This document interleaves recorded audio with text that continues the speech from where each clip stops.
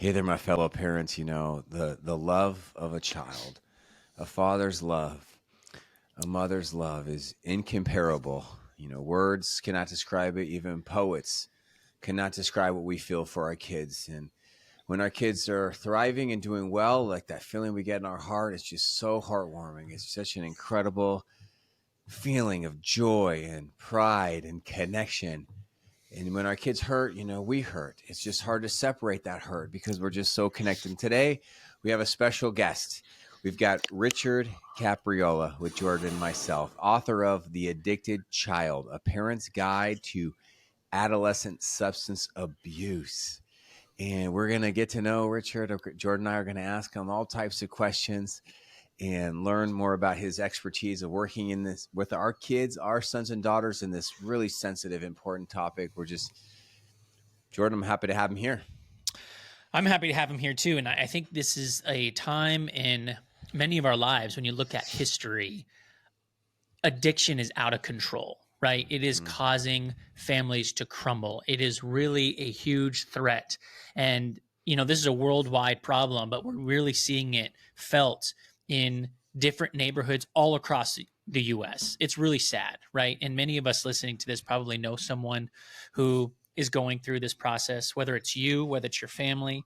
So honestly, Richard, we're honored to have you, and we're glad to kind of bring up this topic because it's hard for a lot of folks to talk about it. Let's start off by getting to know your background. How do you have expertise in this field?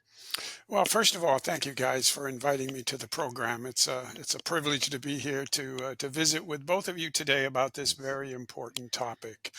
I have a long history of working in both education and mental health. I actually started out in education as a school administrator for about 20, 30 years.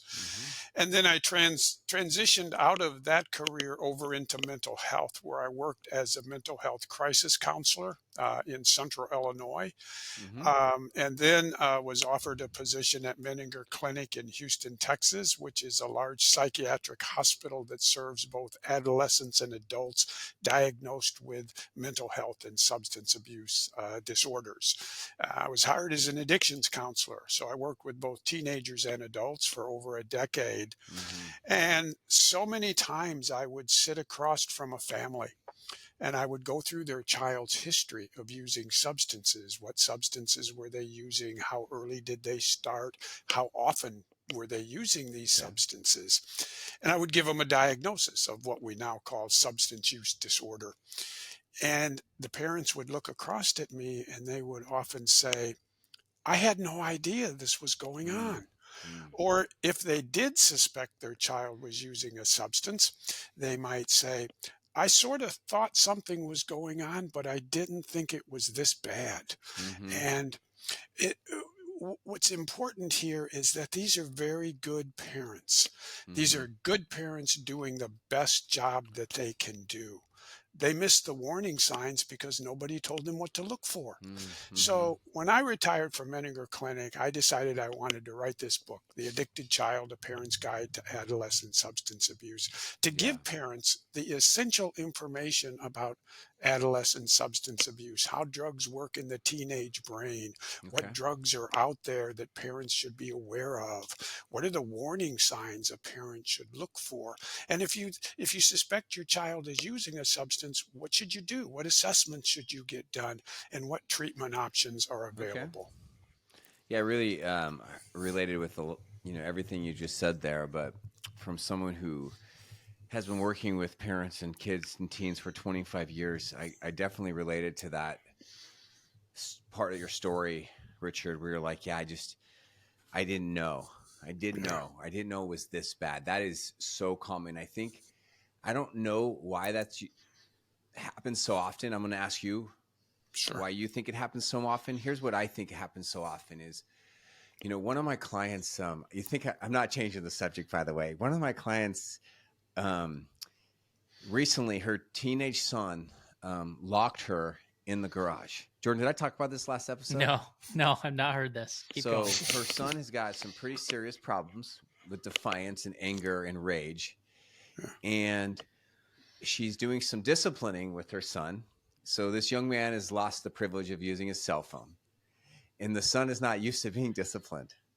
And so, as a way of raging back to her, punishing her, he's locked her without her, took her phone and locked her in her own garage while she was in the garage doing nice, lovely things for the son and her other kids before school. And she was so trapped in there, she had to use her Apple phone to call her other son to let her out of the garage. This is a horrible story.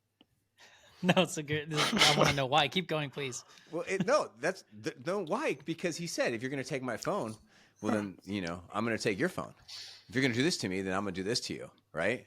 Right. And that's a bad story, right? That's like abusive. That's like abuse to a woman, locking. And she was in there for a while until she had to call. Yes. And the thing about this mom, she asked me, what do I do with this? But here's, I think what happened is that this isn't the first time this young man's done something like this, right? This is the 100th time. But when you're living with somebody who keeps acting out or keeps struggling in life or with harmony, with good choices, it just becomes like your new normal in a sense. It's like you become desensitized. And then you talk to an outsider outside your house and you say, that is really bad. Like, your son should not be locking you in a garage. That's weird. And she's like, so you're like, the parents are almost in denial. Yeah, because you just get like worn down over the months and the years. It's hard to see how bad things are because you start getting used to it. That's my answer. That's my weird answer to the question that I'm about to ask you, Richard. Why do you think it's so hard? Why do you think it's so common for parents to say, you know what, I didn't know. I think part of it is because when it comes to alcohol, drugs, and addiction, those are very scary topics for parents. And unfortunately, many parents have the attitude that this can't happen to my kid. This happens to other kids. This happens to other kids who live in other neighborhoods or different areas. So they sort of take an approach of, well, it's sort of sad that this happens, but it would never happen to my kid. Yeah. And I can say that every child, every kid is vulnerable to being captured by alcohol or drugs. Every kid. It doesn't matter what school you send your kid to. It doesn't matter what religion you go to, if you do, or what church you go to. It doesn't matter whether you live in urban, suburban, or rural areas. And it doesn't matter what your level of income is. All kids are vulnerable. Here's a But personal question. I have a quick question. Yeah. Hold on. I want to ask a quick question because I think if you were to, I don't have the data set in front of me, but if you were to look at society, I could probably argue 80 to 90% of people are going to explore, right? Explore alcohol, explore drugs potentially. But my thoughts are, people listening right now, maybe you grew up in the 70s, 80s, even 90s. I feel like the drugs today are so much more potent. The fentanyl use is so much more addictive than it was when some of us were kids, to where as a parent now, I'm even fearful for my kid to even try anything because it could completely ruin their life. That's an excellent point. And let's just take marijuana, for example. The marijuana that was out there in the 60s and 70s, during the Woodstock era, for example, is nowhere near as powerful as it is today. Back then, the THC level in marijuana was around 2%. 3%. Today it's 60, 70, 80% because of the way that it has grown. So even a drug like marijuana is so much more powerful now than it was when our parents grew up or when maybe we grew up. And then we have these drugs like fentanyl, which is out there that is being laced within drugs that kids get. And they're overdosing, not because they're looking for fentanyl. They're overdosing because they're out there looking for a Xanax and they happen to buy it off the street and it's laced with fentanyl. So these drugs are much more dangerous. That's a good point. I'm going to ask you a personal question right now, but I can't wait to the part of the podcast where I get to ask you, what tips do you have for parents if, the first time they catch their kid with some pot in the house? And do you have any tips or advice? And I'm going to give them my tips or advice too, because I've been in this space for a long time. What's different about our space is that sounds like you've worked with, in the education or the schooling, so you got to see it from there. Then you transitioned over to a hospital. And my experience and my teams and I has mostly been in the home life, like literally in their home, Yeah. working with the parents. So here's my next question for you. So I'm always curious, like of all the like fields that people could get into, why do they pick their field? Like for me, part of why I picked this field of working with families and parents is because of some childhood pain that I went through. And like I wanted better for myself, for my family, for my wife, for my kids. And that pain of what I had to experience as a kid drew me into now being, an advocate for healthy. So did you have any is it a love for kids, or did you have any personal pain that kind of drove you to write a whole book and now be like an advocate for, for this field? What drove me to write the book was the pain that I saw so many families going through that had a child that was struggling with alcohol or Mm, drugs or maybe even a mental health disorder. yeah. I saw the pain that those families were going through. And I saw the struggle that led up to it being such a crisis that they had to hospitalize their child to save their Yeah. child's life. It had gotten to that point, and I saw the pain in their eyes and listened to them as they expressed that pain, and I wanted to try Yeah. and whatever I could do, put a resource out there that might help parents not have to go through that pain and suffering that I saw Right on. so many times when they brought their kids into the hospital. Jordan, how old are Yeah. you right now? 37, 38. Okay, you're 37, I'm one 38. of them. I'm one of them. Okay, so all right, in No, because Richard's depending on book, it, I'll be turning 38 in like a couple months. all So right, whenever man. people are So listening. in Richard's book, he shares some stats, and one of the stats he says 21 years ago, the stats were much higher. So yeah, I've heard that many times. So kids were abusing substances more when you were 16, right? Than they are now. Yeah, yeah. Yeah, Now, That's legit, Richard. I think. People were experimenting more is that legit? 16 Did I years get it ago than they right? were now. Well, I mean, the percentages are still ridiculously high. Okay. Right. Interestingly, during the pandemic, what we saw was a significant decline in adolescent substance use because Mm-hmm. kids were locked up, basically. Huh. Yeah. And Okay. we now have a couple of years of data as a result of what happened after the pandemic. And what we're seeing is that uh, the numbers are still below the pre-pandemic level. They Okay. haven't gotten Okay. back up to where they were before the pandemic, but they're still ridiculously high when it looks at marijuana use, when it looks at alcohol use, and when it looks at vaping, which is a new epidemic that's out there. Is kids Sure. now vaping nicotine and Oh marijuana? yeah. But for Yeah. decades, teenagers have been attracted to alcohol, marijuana, and tobacco. Mm-hmm. I mean, maybe that's because awareness is getting out there about the dangers of these drugs. And so that's why it's down a little bit more. Maybe the pandemic helped families come together more. I would have thought the opposite. I thought people would have went crazy during the pandemic and explored more with drugs, but that at least gives me some hope that it went down a little bit. Maybe families are getting stronger together. I want to really get into like some stories of like how bad it can get Mm-hmm. and how you can help. And I mean, maybe we'll start with this question I have, Richard. Let's just start before we get into a story. What are some warning signs me as a parent can look for in my child, like right off the bat?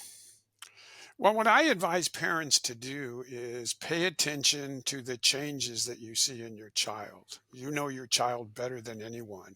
So don't assume that some of these changes that you might be seeing are just normal adolescent acting out behaviors. Yeah. They may very well be that, but they might also be an indication that there's something else going on underneath the surface that you need to take a look at. Mm-hmm. Some examples would be a child whose grades are declining, a child who used to enjoy participating in sports no longer participates in those sports, a child who used to introduce you to their friends now becomes very secretive of who their friends are, a child who becomes very secretive about where they've been and comes in Mm-hmm. at different hours. Mm-hmm. And then obviously, if you smell any odd odors or you find any drug paraphernalia in the house or around their rooms, those are obvious signs. So basically, as a general rule, pay attention to the changes that you see going going on in your child and be a little curious as to why those changes are happening. And then, Sean, my question for you is, if I notice that as a parent, how can I be the cool parent and get the informations and not sound like I'm grounding them or being or Ooh. judging them, you know? Yeah. Well, before I tell you my response to that, I'd love to get Richard's response, because this is a really important question. I'm going to take your Like, question how and do just I reframe it. approach it? Give us some tips, and I'm going to tell you some tips from after Richard goes. Based on what you've experienced, what are some do's and don'ts? What are some tips you have for parents who have, just found out? Let's just Yes. go with pot, Yeah. marijuana. Okay. Let's start with what you don't do. Okay. Okay. You don't yell Yeah. at the child. You don't criticize the child. You don't threaten the child, and you don't punish the child. Okay. So what do Okay. you do? Well, the first thing you should do is have a conversation with your child. And by that, I mean, don't do all those things I said don't do. Mm-hmm. And instead, you want to approach this conversation from an inquiring point of view. Yes. You want to keep the focus on you, not the child. And by that I mean, we're really good at listening to the words we say when we're talking. We're not so good at listening to the feelings behind those words. Mm-hmm. And that's a skill that every parent can practice and every parent can learn, so that when you're talking to your child, you're not just hearing their words, you're hearing the feelings behind those words, and Yeah. you're reflecting back those feelings. So in this discussion, you want to keep the focus on you. For example, I suspect that you might be smoking marijuana, and that frightens me. I'm really scared of what That's might so happen good. to you. Great Can you advice, help me? everyone. Yeah, can you help me understand why I'm so frightened by the fact that you might be smoking marijuana? So you keep the focus on you, and you invite your child to share with you That's good. their Very feelings. inviting tone. That's Just very focus good. on your own fears. Yeah. Now, I'm going to be devil's advocate right now, because you and I both know your average 15-year-old, your average 17-year-old. There's a lot of teenagers that are going to play ball with you, and there's a lot that are not. They're like, Yeah. it's not, just leave me alone. It's none of your business. It was just one time. It's not a big deal. It wasn't even mine. Yeah. You know what? So that's not okay. You're scared. Why? Don't be scared. It's one time. Don't freak out. Right. So that's typical. That's going to be more than 50%, if you ask me.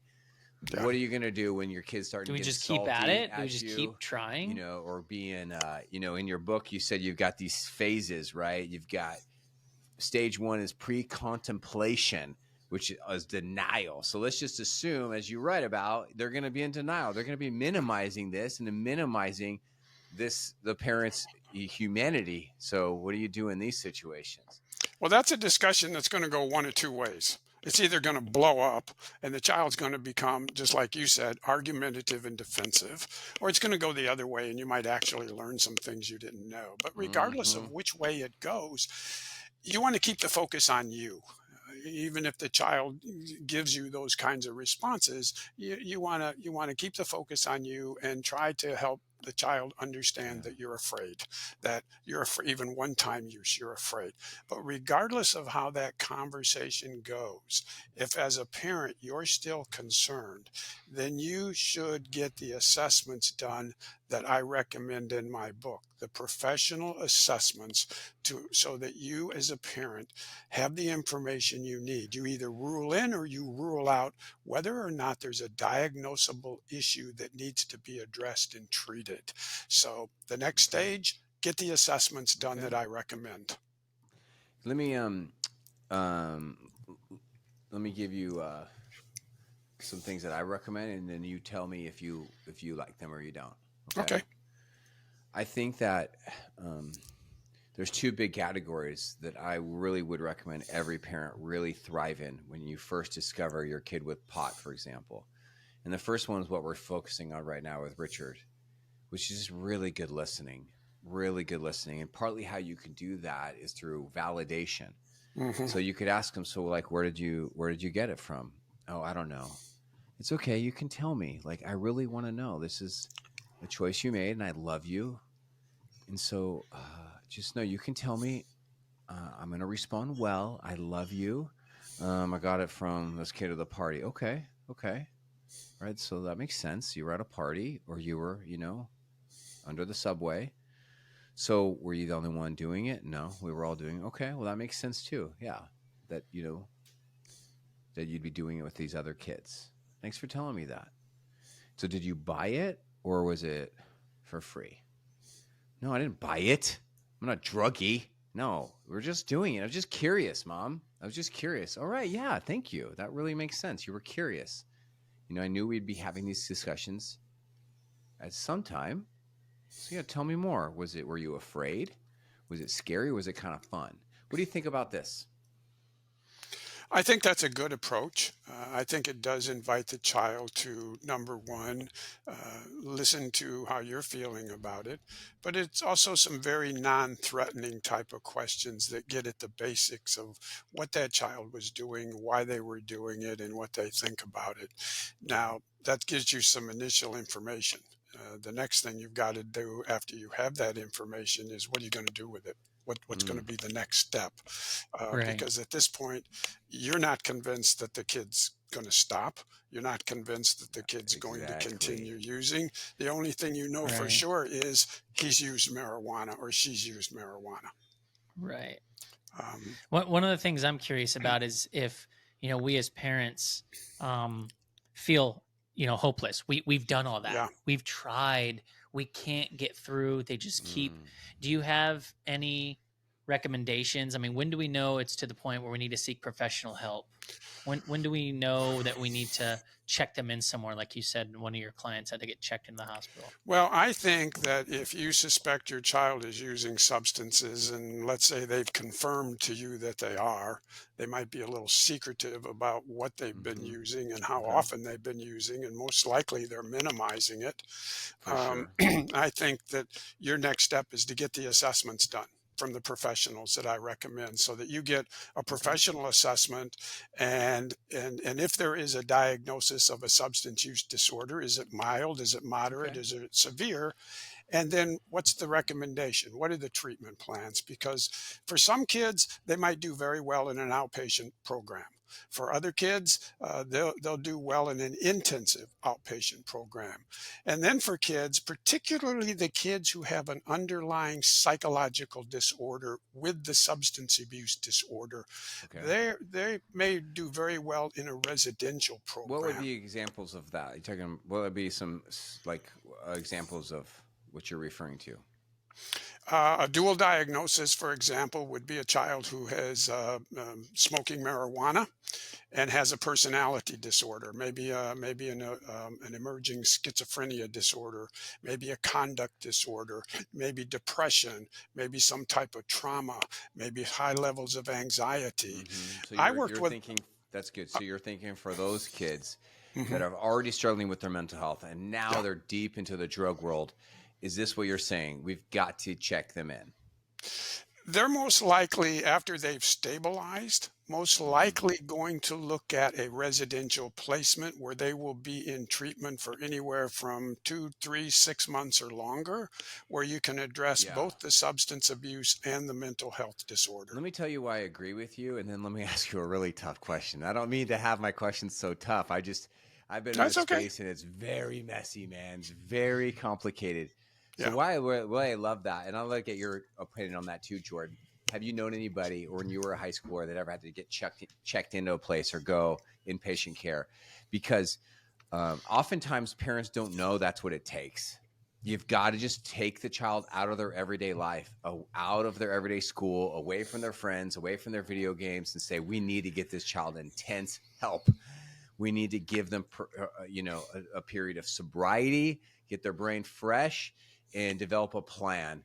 And that's one of the beautiful things that can come out of like a really good wilderness experience or from a really good hospital experience. Jordan, what do you think about that? Taking a child out of or a teenager out of their space and checking them in somewhere. Yeah, you need to create. It's like when a child is throwing a temper tantrum, like I said on the podcast the other day, and how in certain moments when you're with like a big party and they're throwing, you have to create a stop mentality right Yeah, now. Like everything has to stop. You have to yeah. remove that kid from the environment to get them to stop acting out. Mhm. And that's, I think, what you're saying is like they're on cruise control. They've got their phones, they've Yeah. got this, they got their friends, and they're getting pulled in all these directions. And then they just get into a situation where you have to stop life Yeah. in order to get things to move forward in a healthy Yeah. method. And just Yeah. listen to Jordan right there. I think we should have compassion for every parent that's ever been this parent that, Richard's talked about. Is I didn't know it was that bad, because like you didn't know that here you are, your kid is, smoking pot for a few months, and then all of a sudden you got somebody like Richard saying like, yeah, we got to check this kid in like that. I didn't know it was that bad, right? That's intense. Yeah, it is intense. And I'm going to ask kind of a weird question, Richard, but I always look at this and I'm like, is this mental health issue, is it an excuse? Mm. Like, has this always been an issue? Are we becoming more problematic with what's going on with our brains because of the food we're eating, because of the environment we're in, because of the technology we have? Is it this huge excuse? Like, where does willpower come into play? Is that no longer a thing because these substances are too addictive now? Well, we're talking about adolescents. So there's not a lot of Right. willpower control with adolescents because their brains Mhm. just aren't developed yet to that point. They're really struggling to have the kind of executive functioning in their brain that we as an adults have. In other words, the ability to weigh pros and cons and make a rational decision just isn't in that adolescent brain to degree that it is, say, with an adult. The other thing is that I think, sadly, we have a lot of adolescents who are struggling with underlying psychological issues that go undiagnosed. Mhm. And in a lot of cases, these kids are using a substance to medicate that underlying issue. An example would be I worked with a lot of teenagers that were smoking a boatload of marijuana. These kids were smoking multiple times a day. And when I asked them to help me understand why they were smoking so much marijuana, the number one answer that came back was, it helps me with my anxiety. Yeah. It helps me Yeah. with my Right. anxiety.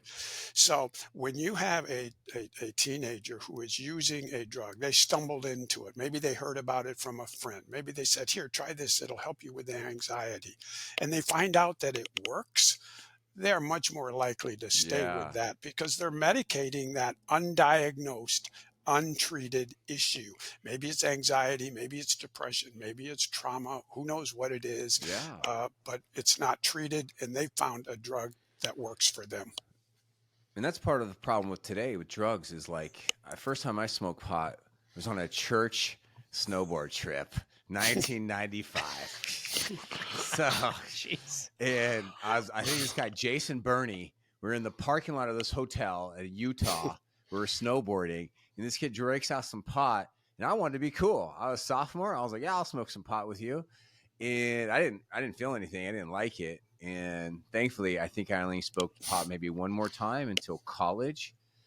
But back in the 90s, I don't think people were smoking pot because of their anxiety. I'm doing air quotes right now. Right. I didn't even know Yeah. what that word was. Right. Now you got Right. all these kids that are smoking pot because it's fun, because it's cool, because they're connecting with their friends, because Joe Rogan smokes pot, because the rappers smoke pot, but also because of their anxiety and their depression. And that's where Yeah. Jordan's like question is really good. Like, I think it's really tactful. It's like, are they just making up excuses for why they're smoking pot? You know what I That mean? It's like, I'm could feeling be. sad. My daddy was mean to me and helps me with my Mhm. stress. Right. That's It's, where, Right. Same you know, so, excuse. right. And we're trying to be sensitive here, but we're also trying to be yeah. realistic. Like, this is the Absolutely. problem. And the University of Michigan conducts a nationwide survey every year. Been doing it for 30 some years or longer. And they survey adolescents in three different grade levels. They survey kids in 8th, 10th, and 12th grades. And that's how they get an idea of what drugs the kids are using out there and what's going on from year to Okay. year. But two of the questions that they ask these kids, I think, are really interesting. And the first is, how easy is it for you to get drugs?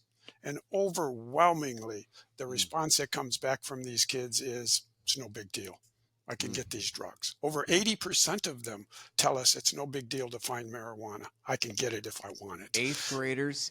Tell me that's not eighth graders. Tell No, me no, no, that's that's 12th not. graders. This would, yeah, it would be the 12th graders. Okay, and, thank God. yeah, it's not eighth graders. Right, Although, yeah, big difference. although if you look at eighth graders, 11% of eighth graders are vaping marijuana. 11%. Yeah, 11, 1 out of I 10. know. Yeah. But that right there, let's sit on that point for a second, because I got so many points. I didn't even come back to some of the points. Here's something very helpful. I think, Richard, you're going to agree with this. Jordan, you may not be aware of that.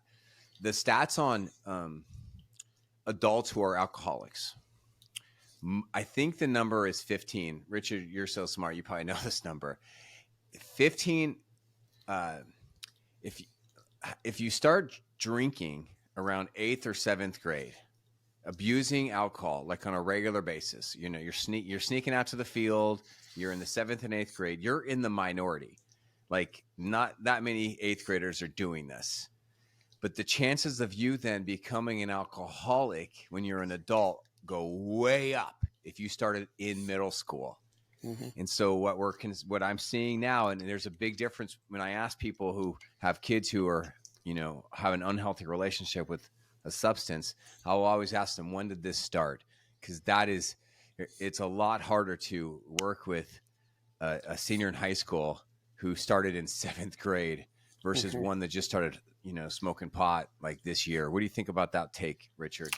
Almost a third of 10th graders are drinking alcohol, and almost half of 12th graders are smoking alcohol. And when we look at marijuana, almost 10% of 8th graders are smoking marijuana. Almost 10%, and 30% of 8th graders. Okay, let me argue with you for a second. Okay. Mm-hmm. Okay, and I like arguing, so if you don't, let me know. Okay. No, that's fine. Go ahead. Okay, man. Yeah. Okay. I'm not gonna let you scare me or anyone with that number. It's not scary.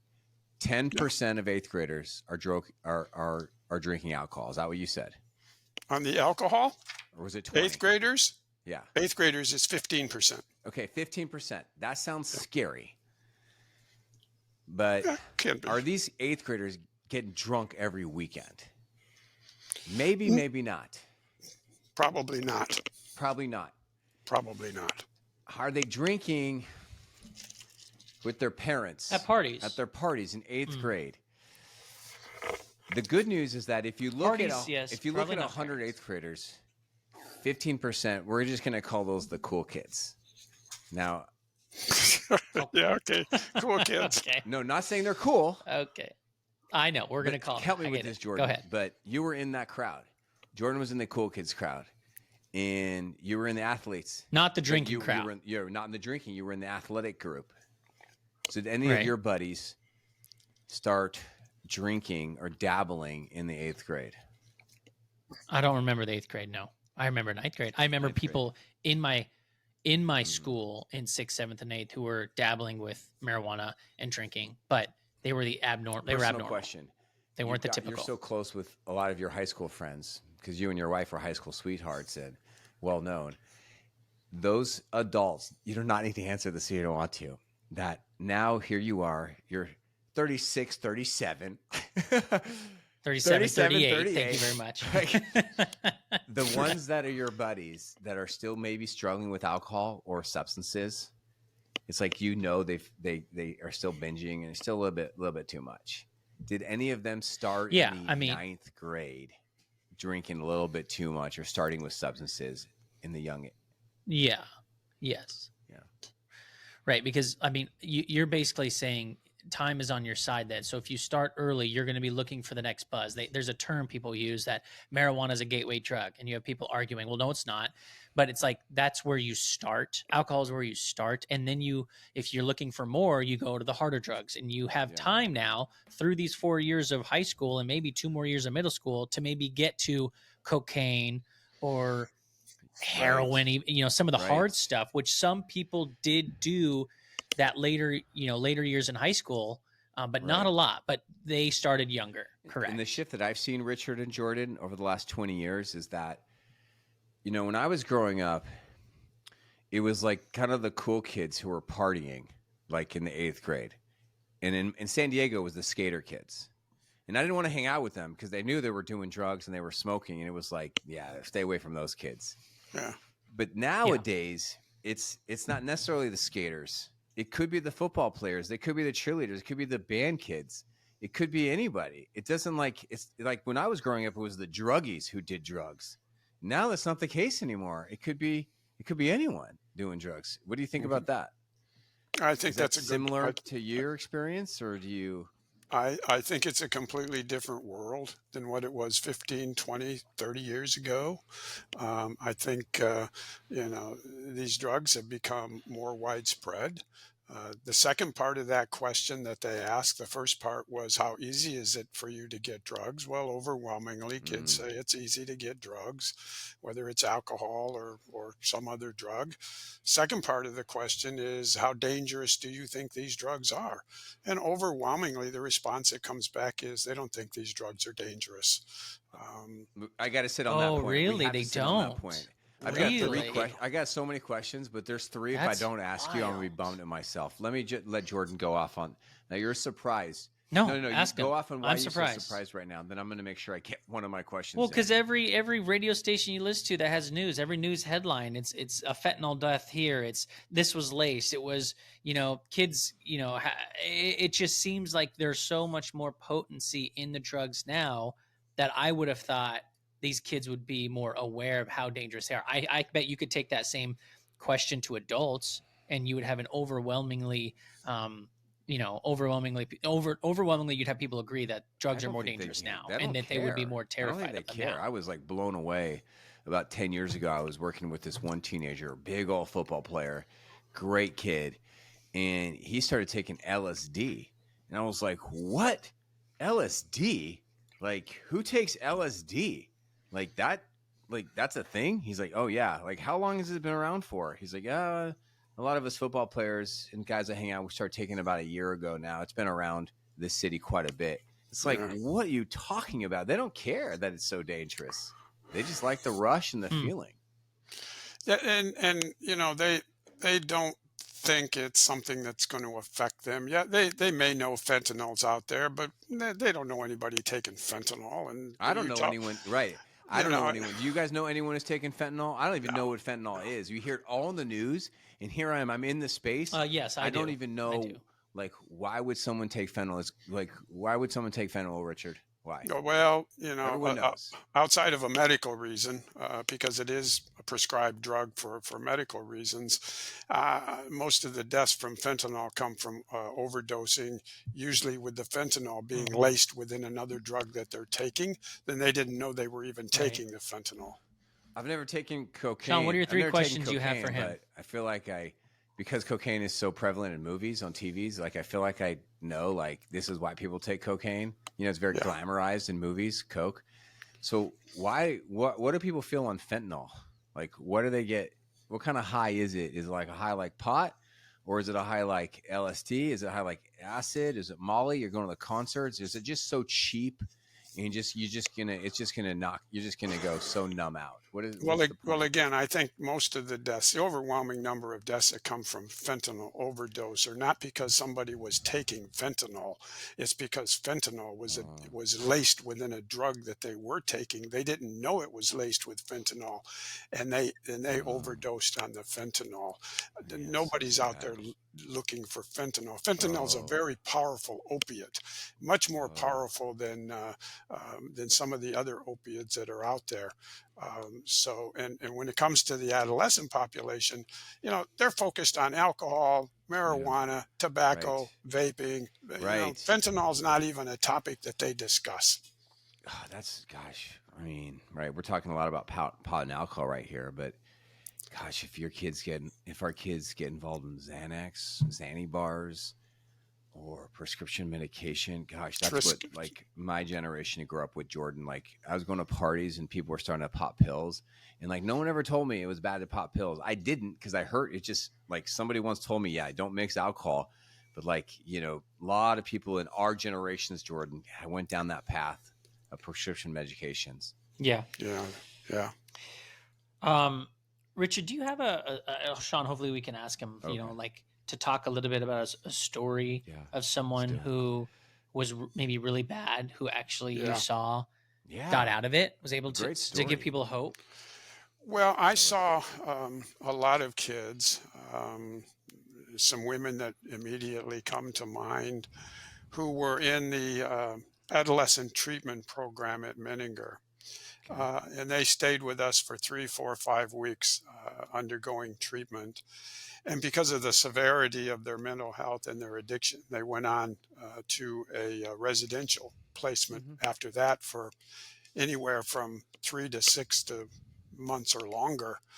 And I Wow. worked with them when they were at Menninger. And then later I heard back from some of them, particularly Hmm. one young girl who I worked with at Menninger, went on to a residential placement, successfully completed her treatment in residential placement, went on to college, successfully made it through college and graduated, and now is working as a career. So that was a Oh, so that was a great nice. rewarding experience that I was able to witness, and sort of help me understand that yes, recovery is possible, success is possible, and Yes, so with possible. treatment and family support, you can overcome these things and go Mm-hmm. on and lead a very profitable, very beneficial, rewarding Yeah, life. so hopeful. On the other hand, one of the saddest experiences that Okay. I saw was a young girl who came into treatment whose boyfriend had managed to get her addicted to a very powerful opiate. I think it was Mm-hmm. heroin, Mm-hmm. and she was pregnant. Mm. Um, there's not much we could do with her because of the severity of her addiction and the complications of her Mm. pregnancy. So we basically stabilized her in the Okay. hospital Yeah. and then referred her to an inpatient treatment program to get her the help that she needed. But that was probably one of the saddest Mm-hmm. experiences that I saw. That's Here's a quick terrible. great little story. I don't know if I've told this on the podcast before. I'm just going to make a really great long story super short. I started working with this girl. I'll call her Eileen, and she was a sophomore, really skilled um, soccer player, had really good grades, and just talk about a change of behavior. It was so drastic. And it just seemed like she was sneaking out and she was smoking pot. So I started working with her and her family in person, and this girl was just very volatile, very defiant, and I started suspecting there's something else going on here besides pot. And so I really encouraged her parents to do some drug testing. She refused, so they had to do it a sneaky deaky way. I've got lots of skills for y'all if you're listening to this, of how to work with your child if they're defiant, they're refusing therapy, if they're refusing sobriety. There's so much you can do, lots of tricks. And unfortunately, then she came back positive for Xanax. And I think a typical Xanax prescription, I believe, is a 0.25 milligrams. It's pretty typical. Does that sound right to you, That Richard? sounds about right. And it's an anti-anxiety. And thank God they don't Yes. not giving this to kids anymore. If they do, they're training the kids and the parents how addictive Xanax is. But what happens is that what kids and college age kids do, and adults, is they abuse Xanax. Ready for this, Jordan? A Xanny bar, 2 milligrams. And Oh wow, is that like what they that's would 8 take times. for their It's 8 times, anxiety? and you get so I know, high, but they you would can be just. high for like 24 to 40 hours on one Xanny bar. And some of these kids, Oh, including her, call wow. her Eileen, she would tell me she's popping 2 at a party. And so I'm meeting with her, and she's clearly high on Xanax. So what do? We go through this crazy process because in the state of California, Richard, you probably have different laws there in Texas. You cannot force a minor into rehab in California. You cannot even force a minor to therapy here in California. Did you know that? Isn't that crazy town?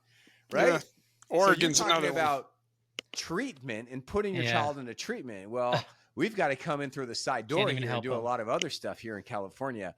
And all right, here's what happened.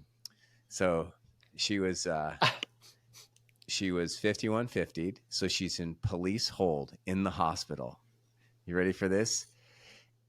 Why? Because she was so out of control, talking about hurting herself, running away, killing her family. She was like, Okay. having an episode, right?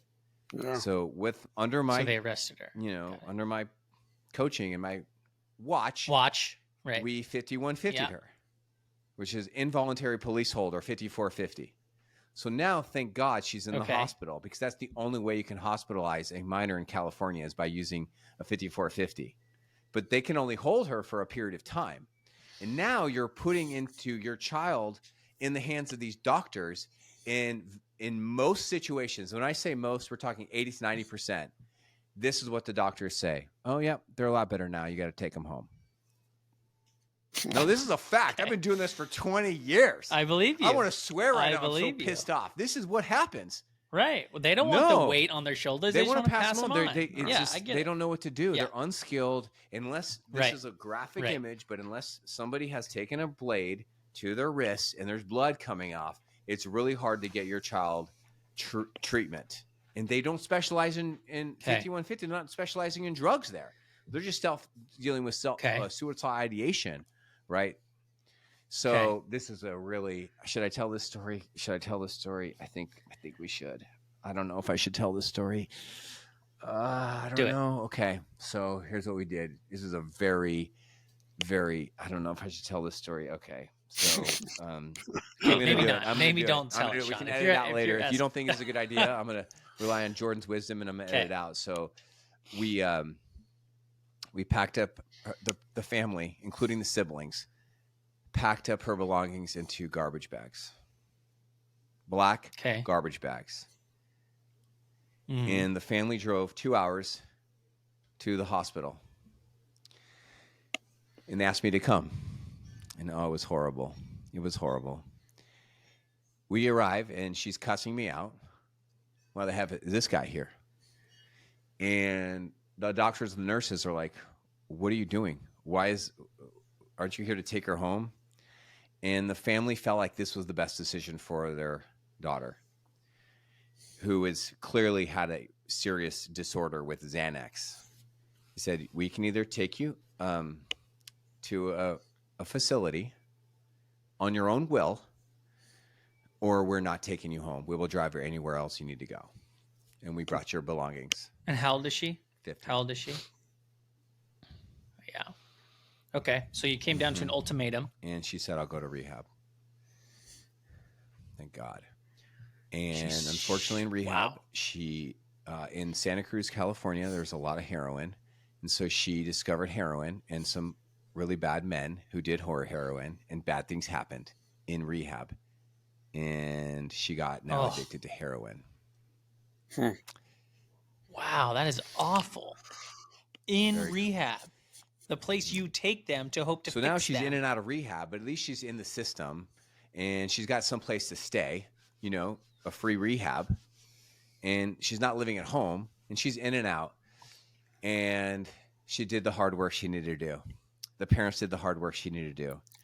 And about 2 years ago, she contacted me, and she said, I've been clean and sober for many years. I've got a beautiful, healthy daughter, and I'm doing great, and I want to start a business. I want to do what you do, Sean, and I want to help people. How cool is that? That's great. That's great. Wow, that's a great I'm way not to going end tell the you story when it could have gone any other direction. And I was just my heart was just overflowing with joy and happiness, looking at this beautiful woman who's like 25 years old and just thriving as a server, and has a really nice place. You know what's sad though? That fork in the road with the trash bags, and you can either go here or here. There's a lot of people listening that maybe have had that ultimatum, and the child has decided to go somewhere else, and it's maybe gone down the deep end. It's just so hard when you feel like you can't help, or you're in a state that won't allow you to check them in, and you just, as a parent, your ultimate goal is to keep them safe and to raise this child to be a full functioning adult. And then, there's a period where you feel like you failed. I never met a child, a teenager, who was admitted into our hospital, who wanted to come into the hospital. Mm-hmm. They were Yeah. arguing, they Yeah. were Yeah. mad, they were angry, Yeah. and but the parents had gotten to the Right. point where they felt Yeah. as if they had no alternative, and then they would work through their anger, and within a week or so, they settled into the treatment program and made Yeah. progress. I was a little upset at you when I was reading page 78, man, Richard. What's I, 78? I'm Hey, upset with you right What did now. he if it's say? just one What did he page, say? that's okay. It pissed me off, man. It made me That's true. upset All right. because you write What this did it sentence say? about hope, Yeah. and it's not long enough. I just felt like I wanted to come in there and be your co-author and write some flowery language, because this is what he writes. Research shows that treatment can work Yeah. even if it's mandated or entered into unwillingly. Period. Outcome studies, period. Period. That's an amazing sentence, man. Well, that's And I'll read two more, even though I'm mad at you Yeah. for. that's the like, bottom you line. It should have had a whole works. chapter on hope. That is the bottom line. Outcome studies from court-ordered treatment placements show mandated treatment can work. Most Yeah. studies suggest the outcomes for those who are legally pressured to enter treatment are as good or better than outcomes for those who enter treatment without legal pressure. Yep. That's amazing. That's amazing. It makes me wonder why California and Oregon and some of these other states won't do Yeah. that. It's weird. But because you're right, who wants to go to those locations? They don't. They What you're don't want to talking stop about what they're here doing. They're is having a great time in their not life. enabling. This is, don't not judge this parent who showed up with trash bags, because this is what the book is not about, how to not enable. That is a whole different thing. If you are struggling with enabling, then do some work on yourself. Contact me. Yeah. Go to some Al-Anon meetings. But I do have 3 questions I have to ask you, because I don't know. We don't have much more time together. But I have to ask you a question. Are you ready? Sure. All right, man. It's something I alluded to 30 minutes ago. Okay, let's say you catch your kid with some pot. Yeah. Or a flask of vodka. And you're doing all the good listening, because I said about 30 minutes ago, there's 2 big categories you got to excel in that moment. My question for you is, what else do you do besides good listening and good connection, good communication? Because we agree that is one part of it. But your response to my listening validation was really good. I don't know if everyone remembers Richard saying this.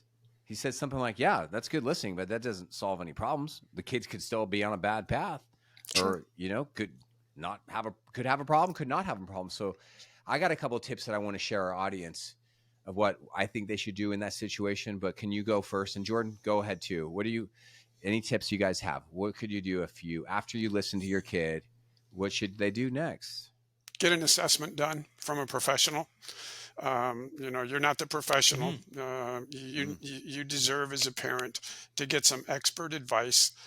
Get a psychological Where can they assessment. find these professionals? Because your local therapist is not a professional for drug disorders. Well, where can they find them?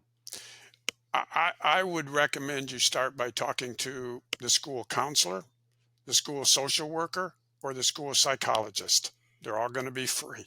So you go in and you talk to them, you tell them what your concerns are. Many of them are trained and able to do some of these assessments on their own, or if not, they can refer you to professionals in the community that they've worked with who can get these assessments done.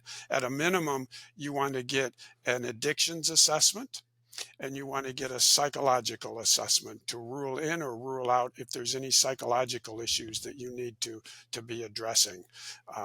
Really good answer. But the bottom line Talk is, to a pro. yeah, talk to a pro, get those assessments done. Jordan, I think you know what I'm about to say next. So, all right. What happens if your salty teenager is not going to go to those meetings, man? They're not going to want to go. They're not going to want to go. I'm not going. What are they? I'm not going. Yeah, you're the parent. It's not going to be the first time your child told you no. So you're the parent. They have to go. Coming out. That's a boss right there. He's like, get her done. They have to. Done. They have to go. They got to go. Yeah, that's another.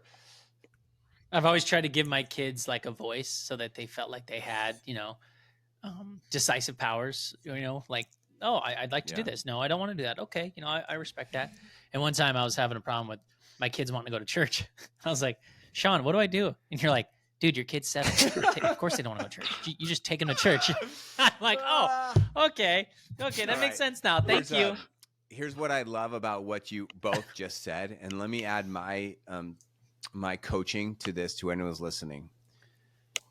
I think for a lot of parents that just heard Richard, I can't speak for every parent, Richard, but I think a lot of parents are like, dang, that's a lot. That's kind of intense, man. For a little pot, a little flask of tequila, like, that sounds intense. Do you think that would be a common response, Richard, or do you think I'm a little off? Well, I think parents tend to minimize or run away from the fact that their child might be using more than than what than what the kid admits. And as a parent, Clapping. do you really want to Hell run yeah, that man. risk? Hell yeah. You This know? is I was hoping you'd say that. I knew you would because I read your book. If you're talking about do's and don'ts, you cannot minimize this. Here's Yeah. why. If you come home and if you see a kid who's abusing a substance, and if you minimize it, he's like, you know what? No big deal. Okay, you say you're not going to do it again. Okay, no big deal. Or, okay, oh, you smoke a little pot? I smoke a little pot too, At least it wasn't on a church trip, like, right? At least you minimize it. You're really sending a message to your child you do not want to send. They are playing with fire here.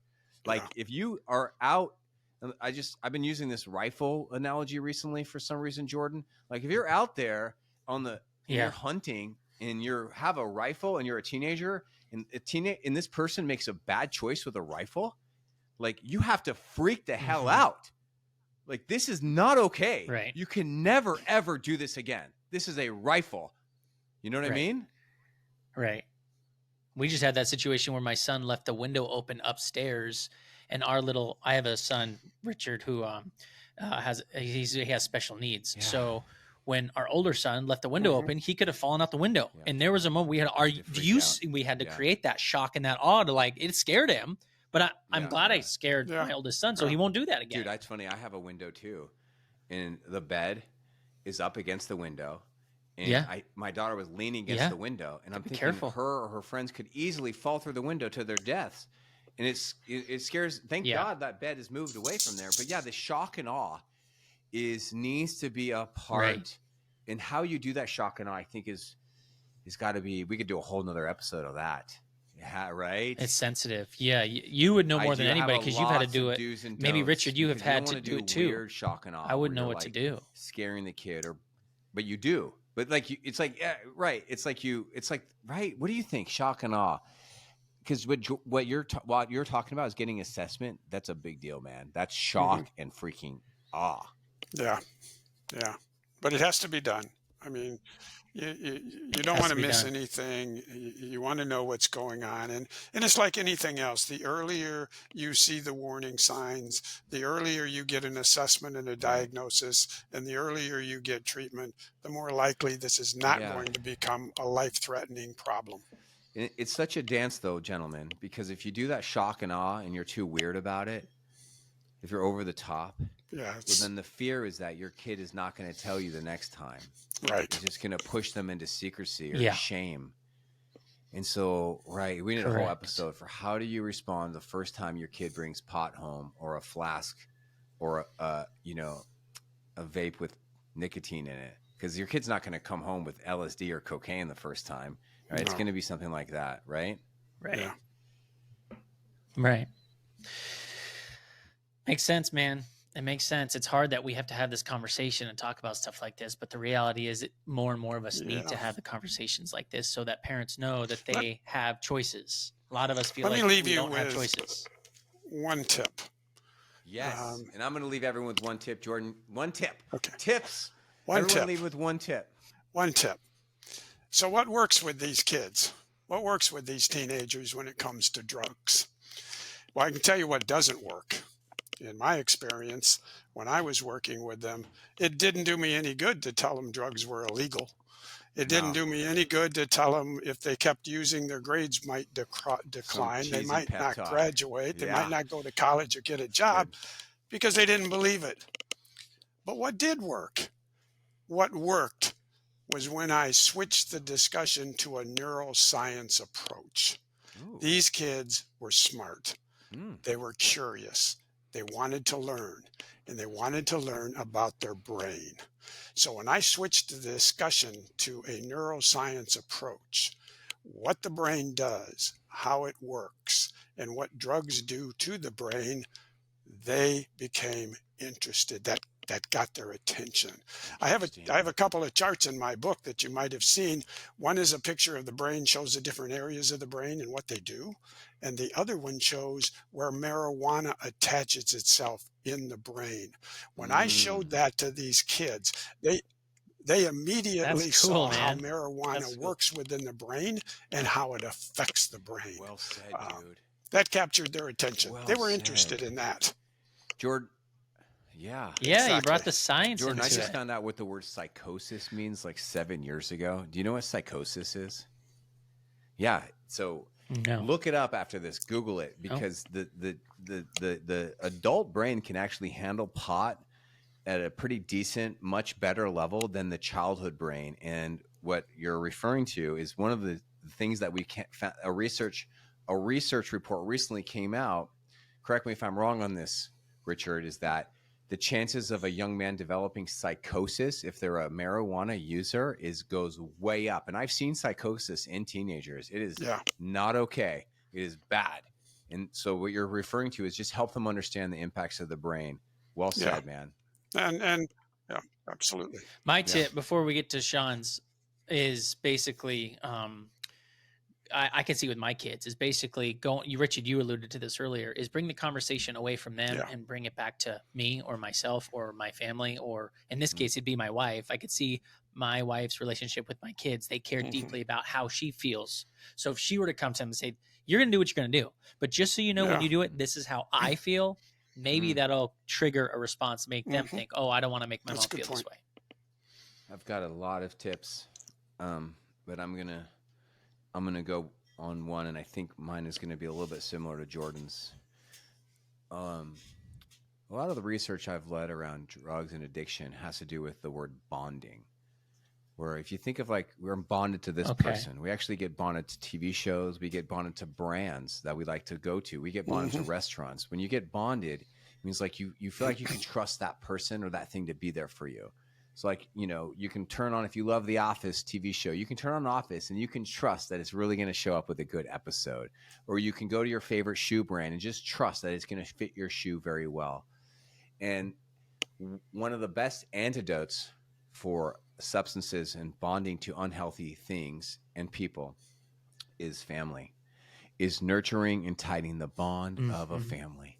And this is just beautiful truth that research has shown that deepening the family dynamics, the connections, the closeness is very, very helpful in someone breaking an addiction. Is that true? Can you echo that, Richard? Based on Absolutely. Absolutely. yes, I was right. Yes. Yes. Okay. Okay. I was like, okay, am I right? Well, and, So, and, hey. and that brings up one other point that often we neglect the family when we're dealing with a teenager who has a substance abuse disorder. All the attention gets focused Yeah. on the kid, and we forget to remember that parents need support too. Yes, They they need do. help. This is going to be a Right. journey, and parents deserve to have the support. Maybe it's a support group, maybe it's a friend, maybe it's a church, whatever it is. Yes. Parents need to have a support group. Yes. And if you are that parent and Yes. if you need Smart. support, whether you're support in raising a challenging child or are struggling in this system or in this cycle of substances, just know that I'm here for you. You can reach out to me. You can book a free consult call with me. And if you are wanting to go deeper, Richard, tell them where they can find you. I'm holding your book in my hand right now. Where can they find you? The book is The Addicted Child, A Parent's Guide to Adolescent Substance Abuse. It's available on Amazon as both a Kindle and a paperback.